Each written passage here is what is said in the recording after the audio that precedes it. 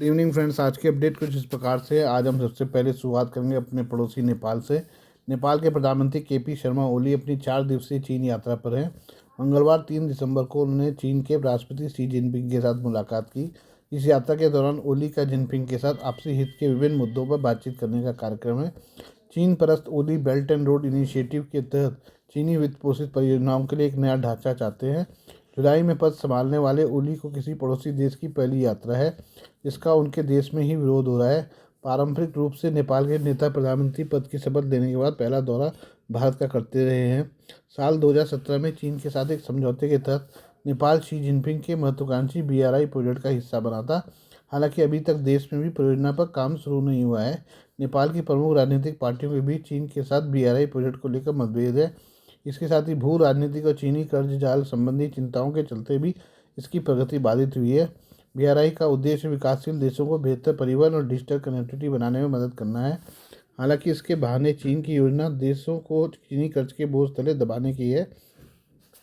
ओली की बीजिंग यात्रा के दौरान BRI परियोजनाओं को लागू करने की दिशा में प्रगति दिखाने और वादा किए गए चीनी विकास अनुदानों को जारी करने पर दाव बहुत ज़्यादा है। बुधवार को चीनी राष्ट्रपति से मुलाकात के दौरान उन्हें BRI सहयोग ढांचे का समर्थन करने का आग्रह करने की उम्मीद है। दरअसल नेपाल चीन के कर्ज जाल से बचने की कोशिश कर रहा है। नेपाली विदेश मंत्रालय के एक वरिष्ठ अधिकारी के हवाले से बताया कि BRI प्रोजेक्ट की फंडिंग के लिए नेपाल की प्राथमिकता कर्ज की तुलना में चीनी अनुदान हासिल करने की है। हालांकि सॉफ्ट लोन और संयुक्त उद्यम जैसे दूसरे विकल्प खुले हैं।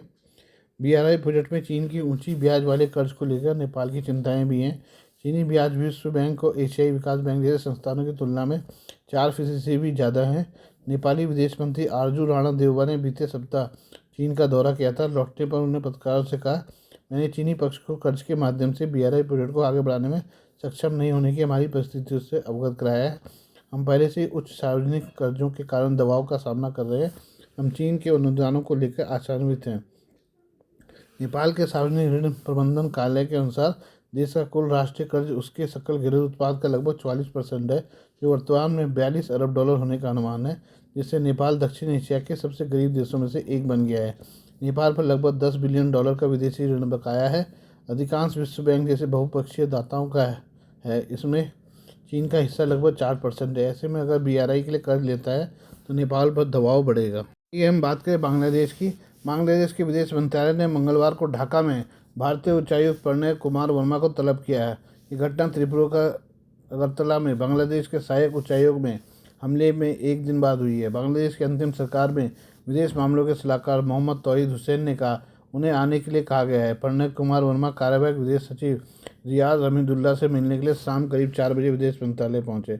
भारतीय विदेश मंत्रालय ने पहले एक बयान में हमले को बेहद खतरनाक बताया। कहा कि किसी भी परिस्थिति में राजनयिक और वाणिज्य दूतावास की संपत्ति को निशाना नहीं बनाया जाना चाहिए। भारत ने कहा सरकार नई दिल्ली में बांग्लादेश उच्चायोग और देश में उनके उप सहायक उच्चायोगों की सुरक्षा व्यवस्था बढ़ाने के लिए कार्रवाई कर रही है। अगरतला में बांग्लादेश सहायक उच्चायोग पर भीड़ द्वारा हमला करने, परिसर में कथित तौर पर तोड़फोड़ करने और बांग्लादेशी राष्ट्रीय ध्वज को जबरन हटाने के बाद सोमवार को 7 लोगों को गिरफ्तार किया गया और 3 पुलिस अधिकारी को निलंबित भी किया गया। बांग्लादेश सरकार ने कहा कि वह अगरतला में बांग्लादेश के सहायक उच्चायोग के परिसर में सोमवार को हिंदू संघर्ष समिति के प्रदर्शनकारियों के एक बड़े समूह द्वारा किए गए हिंसक प्रदर्शन हमले की गहरी निंदा करती है और इस घटना की तत्काल कार्रवाई और गहन जांच की मांग करती है। विदेश मंत्रालय ने सोमवार को एक बयान में भारत सरकार को वियना कन्वेंशन की याद दिलाई। कहा कि राजनयिक मिशनों की सुरक्षा करना मेजबान देश की जिम्मेदारी है। बांग्लादेशी विदेश मंत्रालय ने कहा कि चूंकि राजनयिक मिशनों को किसी भी तरह के घुसपैठ या नुकसान से बचाना मेजबान सरकार की जिम्मेदारी है, इसलिए बांग्लादेश सरकार भारत सरकार से इस घटना से निपटने के लिए तत्काल कार्रवाई करने, घटना की जांच करने और भारत में बांग्लादेश के राजनयिक मिशनों के खिलाफ किसी भी तरह की हिंसा को रोकने का आह्वान करती है, जिसमें राजनयिकों, गैर राजनयिक कर्मचारियों और उनके परिवारों के सदस्यों की सुरक्षा शामिल है। अगरतला में हजारों लोगों ने हिंदू नेता चिन्मय कृष्णदास की गिरफ्तारी के साथ साथ बांग्लादेश में हिंदू समुदाय पर हमलों के खिलाफ सोमवार को ढाका के मिशन के पास एक विशाल प्रदर्शन किया था। प्रदर्शनकारी कथित तौर पर कुंजाबन क्षेत्र में बांग्लादेश के सहायक उच्चायोग में घुस गए, कथित तौर पर तोड़फोड़ किया। बांग्लादेश इसी को लेकर नाराज है। हालांकि भारतीय विदेश मंत्रालय ने इस घटना को गहरा खेदजनक बताया है। आइए बात करें हम सऊदी अरब की। सऊदी अरब की सरकार अपने रेगिस्तानों में हरियाली लाने पर काम कर रही है। सऊदी ने इसके लिए बड़े पैमाने पर ग्रीन इनोवेशन में निवेश किया है, जिसके तहत अरबों की तादाद में पेड़ लगाए जाने हैं। सऊदी की ये कोशिश ऐसे समय हो रही है जब देश जलवायु परिवर्तन की वजह से कई तरह के मौसमी बदलावों का सामना कर रहा है। हालांकि यह सवाल भी उठ रहा है कि क्या ये महत्वाकांक्षी प्रोजेक्ट वाकई जलवायु परिवर्तन का समाधान बन पाएगा। हाल के वर्षों में सऊदी में जलवायु परिवर्तन एक बड़ा मुद्दा बन गया है। हिंदुस्तान टाइम्स की रिपोर्ट के मुताबिक सऊदी अरब के अधिकारियों ने बताया कि 4 करोड़ हेक्टेयर बंजर भूमि का उपजाऊ व हरा भरा बनाने का लक्ष्य रखा गया है।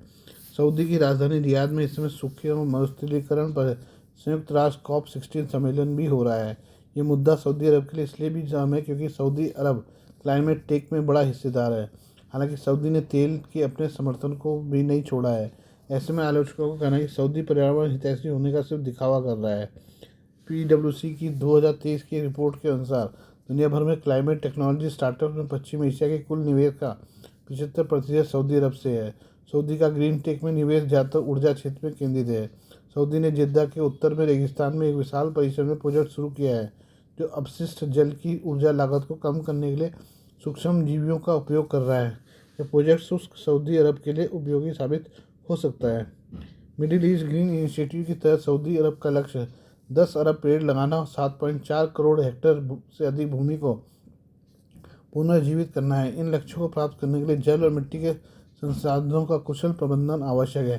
King Abdullah University of science and technology के पर्यावरण विज्ञान और इंजीनियरिंग विशेषज्ञ हिमांशु मिश्रा ने कहा कि उनकी टीम ने ऐसा उत्पाद विकसित किया है जो सऊदी के रेगिस्तान को उपजाऊ भूमि में बना सकता है। प्रोफेसर मिश्रा ने कहा कि हम रेत को मिट्टी में बदल रहे हैं। चिकन की खाद सऊदी अरब में प्रचुर मात्रा में उपलब्ध है और जिसका पूरी तरह से उपयोग नहीं हो पाता है। इससे बना कार्बन युक्त खाद सामान्य उर्वरक से एक कदम आगे है। इसका इस्तेमाल किया जा रहा है जिसकी पौधों को पनपने के लिए ज़रूरत है। प्रोफेसर मिश्रा ने बताया कि उनका प्रायोगिक खेत हरियाली से भर गया है। आइए हम बात करें ब्रिटेन की प्रीति पटेल के बारे में। बांग्लादेश में अल्पसंख्यक हिंदुओं पर हो रहे हमले को लेकर बांग्लादेश की मोहम्मद यूनुस सरकार आलोचकों के निशाने पर है। अब ब्रिटेन की भारतीय मूल की सांसद प्रीति पटेल ने भी इस पर नाराजगी जाहिर की है और साथ ही ब्रिटेन की कीर स्टारमर सरकार से मोहम्मद यूनुस सरकार के खिलाफ कार्रवाई की मांग की है। प्रीति पटेल ने संसद में दिए अपने संबोधन का वीडियो सोशल मीडिया पर भी साझा किया है। इस पोस्ट के कैप्शन में प्रीति पटेल ने लिखा कि बांग्लादेश में जारी हिंसा को लेकर चिंतित हूँ और मेरी दुआएं उन लोगों के साथ है जो इस हिंसा से प्रभावित है। संसद में मैंने आज सरकार से अपील की कि बांग्लादेश की सरकार से इस मुद्दे पर बात करें। धर्म के आधार पर हो रहे भेदभाव और हिंसा से लोगों की ज़िंदगी बचाने के लिए कड़ी कार्रवाई होनी चाहिए।